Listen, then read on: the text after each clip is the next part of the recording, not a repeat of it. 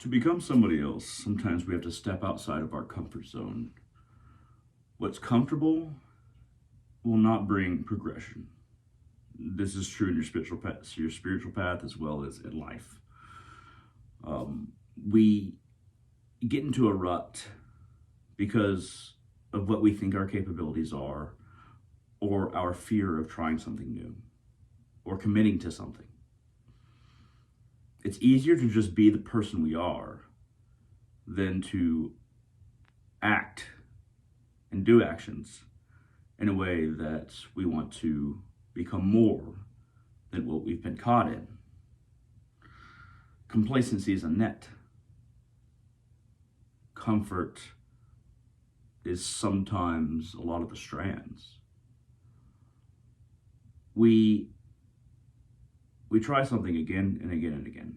If we do it in the same way, it's likely to fail. But if we look at why what we did not work, we keep on observing it over time, then it's very likely we're going to figure out exactly what we're doing that is not leading to where we wanted to be in a situation, job, school, relationship, life.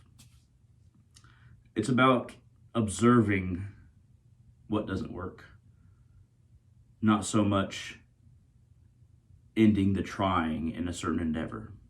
If we just give up and we stop trying, and we don't learn anything, we're like, okay, well, I can't accomplish this. I can't do this. I can't become this person that I thought I was. If we just give up and don't learn from it and don't try to do it in a different way, then, what is the point of experience at all? Just try to figure out the little details of what you did wrong in this or that way, and try to observe how others, or even through your own contemplation on your actions, have gotten over those little failures, those little details that you felt like you didn't do right. I'll give an example. I used to have a stutter many years ago. Childhood, teen years. I used to also be very socially awkward. It was hard for me to talk to more than one person. If I was talking to two people at once, I would kind of like lock up and my face would go red and I'd get nervous. It kind of goes with schizophrenia, but I rarely think of myself as a schizophrenic now. I mean, I am, and I take meds for it, but I've gone beyond that cage in my mind of like, okay, well, I'm stable now. Sometimes when you're mentally ill, you're so focused on being stable that once you find stability, you don't jump off and become something more. You don't continue to develop. Because a lot of the language in psychiatry, and I was a psych major, but then I decided to not do that because of, bad experiences with the whole industry. Remaining stable, you have to reach a point to where that's just not enough, even for a schizophrenic. But like I said, I had a stutter. It's hard for me to talk to more than one person at once. Going through a cashier lane where, they're ringing up my stuff and then I'm going to pay, and, going through that whole process, that even was unnerving for me. Got very, very nervous. A lot of social anxiety. So how did I get from that, my teen years and childhood, and I'm 30 now, I really started to develop around 24, my social skills. But how did I get from that to, whatever level I'm at now? I'm able to, talk in front of people fairly well, not just on camera. I'm pretty good in social interaction and talking and just, going through life and all these social exchanges that we have. How did I get from where I was to where I am? A lot of people will say it's because of age and wisdom, but let's break it down a little bit. So what I would do is I would look up videos on YouTube about social interaction, how to speak to other people, how to react, what is the best ways to react, what is the best ways to speak to other people. I remember watching this one film where it showed these two teen males This was many years ago, by the way. And it was surprisingly instructional, even for being simple. So let me explain. One of the friends, so they first showed how not to do things. One of the friends was talking to the other one, saying something about his day, like, "Oh, that concert, that song is so cool, blah blah blah." And then the other one would say something else about his day, like, "Oh yeah, and I went to this class and I talked to this really cute girl, blah blah blah." And they kept on naming different things that they did without reacting to what the person had said, and it was almost like a conversation with themselves. Now, as I looked at that, processed it, I learned how to build on it. And I started to think, okay, so when somebody else speaks to me, it's not just about what I want to say. It's about they're having interaction with me. So I need to comment on what they said. I need to understand. I need to try to process what they said and have an interaction with them. And perhaps somewhere along the line, I could be like, oh, it's like, this time that this happened, or and if I wanted to go into something that I wanted to talk about, I would make sure to wrap up what they were talking about and my reaction to it before moving on. And then that's what they did in the second part of the video, in that simple video. Very good to build on. So with that basis, there's a number of things you can build from that. One of them is, a big part of compassion is caring what other people have to say and really listening to them. If you want to be compassionate, do that. And also commenting and giving whatever feedback that they so desire. Sometimes, most of the time people aren't asking for advice or anything. They're just looking to communicate with you. And then, reacting to that. And if you feel like you want to drive the conversation in another direction, then make sure to have some kind of segue. And don't discount what that person said, what that person felt, what that person experienced. You'll find that when you get better at communication, you tend to get better at compassion as well. Well, they kind of rise together. They kind of correlate.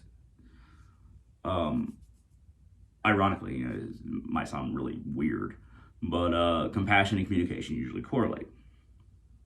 And even if you don't care what somebody's going to say, try to care. I mean, it takes a lot of trying before you actually care, honestly, about a lot of things, unless you're just born an amazing person. That's one example. But so if you want to get over some kind of stuttering, or you want to get over some kind of speech problem, talk to yourself or talk in the mirror, watch your facial reactions, and try to have an imaginary conversation. Please do it when you're by yourself, unless you don't really care if anybody you're around, sees you, which honestly, if you're not doing anything wrong, then, screw them. But maybe I shouldn't say that. But anyway, sometimes we have to practice conversations with ourselves if we don't have good communication skills or speech ability. And increase vocabulary. Vocabulary it's not just good for sounding smart, but like every time you see a word that you don't know, look it up, see what it means, what it could mean. Increase your vocabulary. It's very important for proper communication, proper understanding of what people are saying and what you would want to say given that individual word and what it means and what have you. A lot of this stuff seems basic. For me, a lot of this stuff was learned over many years. I did not develop a personality in my early childhood years because I couldn't figure out how. And that's probably has to do with schizophrenia. But what I did do a lot of in childhood and still do now is I observe people's facial movements, what they say, and I try to ascertain what they mean without doing too much assumption. It's very important not to rely solely on your assumption, but to say, okay, they could mean this, they could mean that, and then keep on observing, keep on listening. Don't decide what somebody means from one assumption. Try to continue to observe And a lot of the time when you watch people making speeches or watch people in movies or on, YouTube, what have you, you can observe how human beings are. What they sometimes say before they say what they mean, or what they say rather than what they mean. But remember, assumption is not your friend.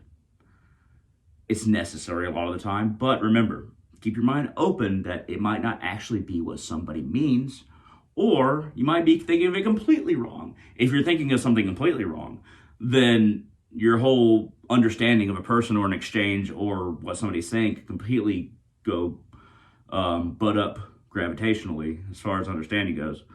Really weird analogy, but yeah. But it's really important to learn how to communicate. Now, as I started off with, don't just give up. So these things are very, very, very well related. How to communicate and how not to give up. You're going to go into either your spiritual practice, and also self-communication is a big part of spirituality. I don't know if y'all know that's true. But self-help and how you talk to yourself is a really big part of your spiritual path. What you say to yourself. Now, there's a lot of people out there that'll be like, oh yeah, just, never doubt when you do a spell or when you do a prayer or when you do a ritual, just accept that it works. To a certain degree, that's true, but it's really going to mess you up in the long term if you don't see when you failed in a magical spell, ritual, or a spiritual practice. It's about 50% true that you should probably not doubt yourself or the effect, but at the same time, always observe if something actually happened, if the result came to fruition. Very important. You can't think something into existence unless you're on a spiritual level that is way beyond anything that I'm talking about. Though a lot of people will tell you otherwise, which,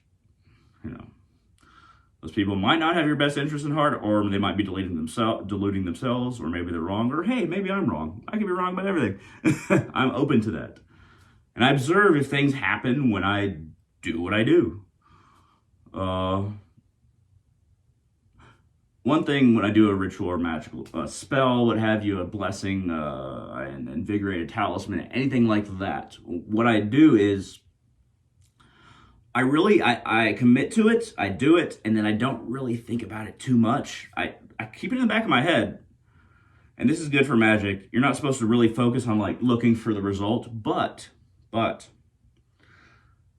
always understand that you need to figure out what works and what doesn't. So just accepting something has worked after you're done with it. A lot of magicians would tell you otherwise, but they'd tell you to do that. But realistically, and this is just me being honest, you have to figure out what works. You have to remember. And how you communicate with yourself is very important on that, because don't make an assumption that something has worked, and don't make an assumption about what other people are or what they're saying. Two very connected things that might not seem connected. Also, bringing it back in, whether it be a spell, be a spiritual practice, or whether it be a conversation you had with somebody or a social exchange, don't give up, but always observe perhaps something you could do better. That's true for so many things, but I'm narrowing it down to communication and spirituality. Don't defeat yourself before you had a chance to succeed, before you had a chance to maybe correct this or that. Because for a lot of my life, I had very bad communication skills, and if I just gave up communicating and I just hid away from the world or situations, hell, I probably wouldn't have a YouTube channel and I'd be way more depressed. Don't give up. If you're a bad person, I guess you could say, I could be like, yeah, stop doing that bad stuff. But if you desire a healthy spiritual practice, whatever it might be, whether you're part of a religion or you do magic, whatever, or if you desire a healthy social life, observe what you possibly could improve and then improve it. Here's a good thing about YouTube. YouTube's very good for that because you can look up a lot of different self-help videos. I'm not giving you all the information you need, but if you care about a good spiritual practice and communication, research. If you really care, research.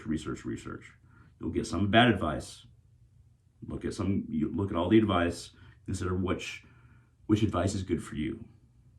But to be a happy person and to be a spiritually developed person, you're going to have to do research.